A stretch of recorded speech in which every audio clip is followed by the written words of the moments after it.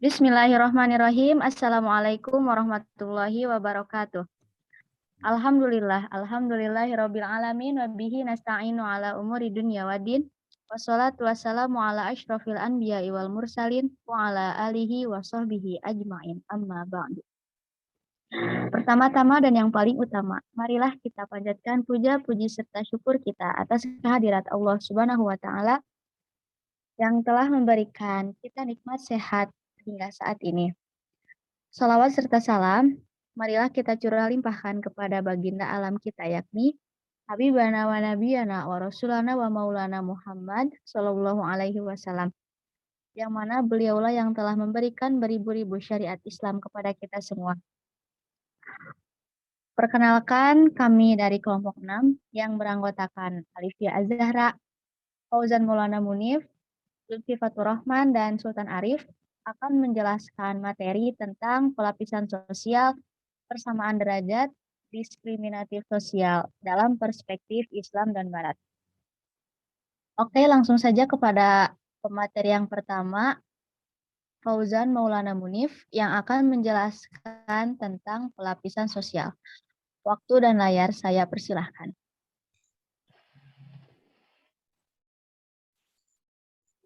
Lapisan sosial. Pengertian stratifikasi sosial. Stratifikasi berasal dari kata stratus yang artinya lapisan atau berlapis-lapis. Sehingga stratifikasi sosial berarti lapisan masyarakat. Suatu kiasan untuk menggambarkan bahwa dalam tiap kelompok terdapat perbedaan kedudukan seseorang, dari yang berkedudukan tinggi sampai berkedudukan paling rendah. Seolah-olah merupakan lapisan yang bersap-sap dari atas sampai bawah. Pengertian stratifikasi sosial dalam perspektif Islam. Dalam pandangan Islam, stratifikasi sosial dianggap sebagai sunnatullah atau hukum alam sebagai fakta empiris yang ditakdirkan oleh Allah terhadap umat manusia. Konsep kelas sosial dalam Islam lebih mengarah kepada keadilan sosial. Pengertian stratifikasi sosial dalam perspektif Barat. Pengertian stratifikasi sosial menurut Pitirim Sorokin merupakan perbedaan penduduk atau masyarakat ke dalam lapisan-lapisan kelas secara bertingkat atau hierarkis. Lanjut, stratifikasi sosial menurut para ahli. Menurut Brunch G. Cohen, definisi stratifikasi sosial merupakan sistem yang menempatkan seseorang sesuai dengan kualitas yang ia miliki, serta memposisikan mereka dalam kelas sosial yang sesuai. Ada pula menurut Surjono Sukanto, pengertian stratifikasi sosial diartikan sebagai perbedaan yang ada dalam masyarakat secara vertikal atau bertingkat, yang disebabkan karena adanya latar belakang, status, dan peranan sosial yang ada di dalam masyarakat itu sendiri. Selanjutnya, faktor penyebab stratifikasi sosial, yaitu kekayaan.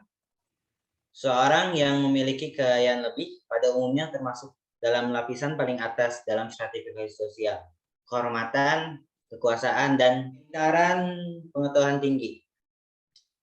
Lanjut lagi selanjutnya, fungsi stratifikasi sosial. Beberapa fungsi stratifikasi sosial bagi masyarakat antara lain adalah sebagai berikut. Sebagai penempatan individu pada strata tertentu di dalam struktur sosial. Sebagai alat untuk mendistribusikan hak dan kewajiban sesuai kelas lapisan masing-masing berdasarkan kedudukan, jabatan, pendidikan, dan sebagainya. Sebagai penentu tingkat kesulitan untuk bertukar status dan kasta dalam struktur sosial. Macam-macam stratifikasi sosial. Yang pertama, stratifikasi sosial tertutup. Jenis ini di mana tiap anggota masyarakat tidak bisa pindah ke tingkat sosial yang lebih tinggi maupun ke tingkat sosial yang lebih rendah. Yang kedua, stratifikasi sosial terbuka. Jenis stratifikasi sosial di mana tiap anggota masyarakat bisa berpindah-pindah dari satu tingkatan ke tingkatan yang lain, baik yang lebih tinggi maupun yang lebih rendah. Oke, untuk sekarang lanjut kepada pemateri yang kedua kita, yaitu Lutfi Faturrahman, yang akan menjelaskan materi tentang persamaan derajat. Waktu dan layar saya persilahkan. Bismillahirrahmanirrahim. Di sini saya akan menjelaskan tentang persamaan derajat. Hubungan antara manusia dan lingkungan masyarakat pada umumnya secara timbal balik, artinya setiap orang sebagai anggota masyarakat mempunyai hak dan kewajiban baik terhadap masyarakat maupun pemerintah negara.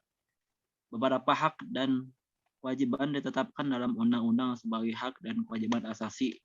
Kesamaan derajat ini terwujud dalam jaminan hak yang diberikan dalam berbagai sektor kehidupan. Hak inilah yang banyak dikenal dengan hak asasi manusia. Persamaan derajat dalam perspektif Islam. Menurut seorang ulama Muhammad Ali Al-Hashimi dalam Manhaj Al-Islam fi Al-Adalah wa Al-Musawah, ada beberapa hal berkaitan dengan prinsip musawah dalam ajaran Islam, yaitu pertama, persamaan adalah buah dari keadilan dalam Islam. Dua, setiap manusia sama derajatnya. Tidak ada pengistimewaan tertentu pada seorang terhadap orang lain. Maksudnya adalah tanggung jawab yang sama. Ketiga, memelihara hak-hak non-muslim. Di antaranya adalah memahami perbedaan keyakinan dari ritual agama. Yang keempat, persamaan derajat antara laki-laki dan perempuan dalam kewajiban agama dan lainnya.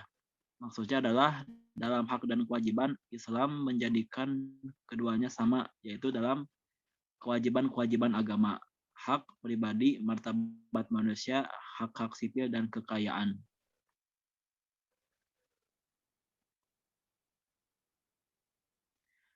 Yang kelima, persamaan sosial di masyarakat, maksudnya adalah dalam kehidupan masyarakat, setiap orang baik, kaya maupun miskin, pejabat ataupun rakyat berada pada hak dan kewajiban yang sama, meskipun implementasinya berbeda karena faktor otoritas di dalamnya.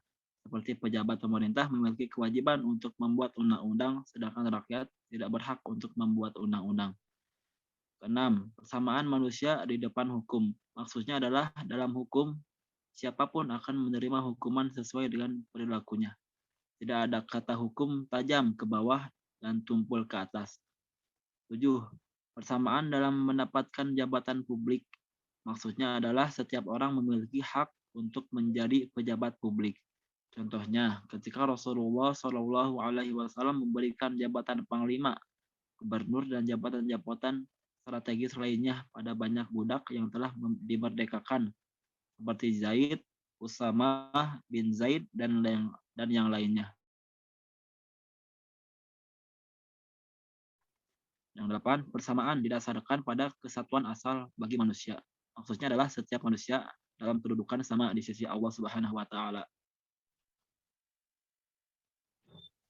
Selanjutnya kepada pemateri yang ketiga, yaitu Sultan Arif yang akan menjelaskan tentang diskriminasi sosial.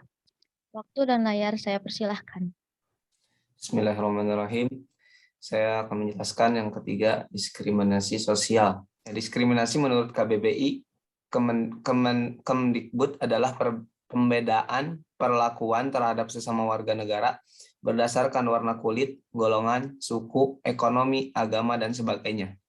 Selanjutnya, jika mengacu pada Oxford Landers Dictionaries, maka pengertian dari diskriminasi adalah mengenali adanya perbedaan antara orang-orang atau hal-hal yang selanjutnya macam-macam diskriminasi. Yang pertama ada rasisme, yang kedua tokenisme, yang ketiga referensi discrimination. Adapun rasisme adalah suatu aspek pembeda secara rasial pada suatu budaya yang diterima oleh banyak orang dan mendorong kompetisi. perbedaan kekuasaan dan perlakuan yang tidak semestinya terhadap anggota kelompok lain.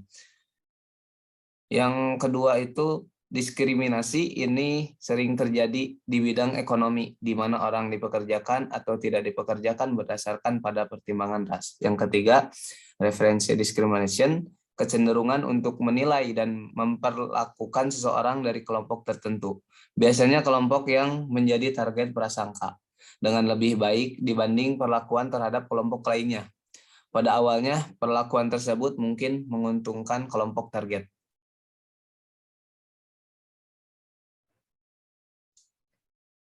Selanjutnya, diskriminasi sosial menurut perspektif Islam. Dalam bahasa Arab, istilah diskriminasi dikenal dengan al-muhabbah, yang artinya membedakan kasih antara satu dengan yang lainnya atau pilih kasih. Menurut istilah diskriminasi adalah bersikap membeda-bedakan atau memisahkan antara sesama manusia, baik karena perbedaan derajat, suku, bangsa, warna kulit, jenis kelamin, usia, golongan, ideologi, dan sebagainya.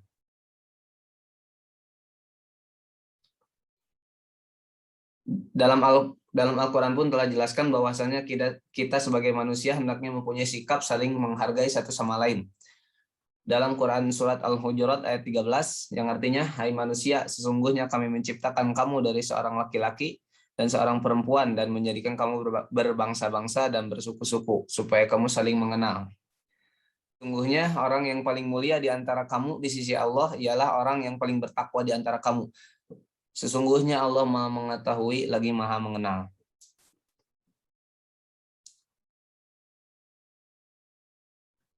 Adapun hukum diskriminasi dalam Islam adalah haram. Contoh perilaku diskriminasi yang dilarang. Yang pertama, adanya pemisah antara si miskin dan si kaya. Yang kedua, adanya pemisah antara si pandai dan si kurang pandai. Yang ketiga, adanya pemisah antara kulit putih dan kulit hitam.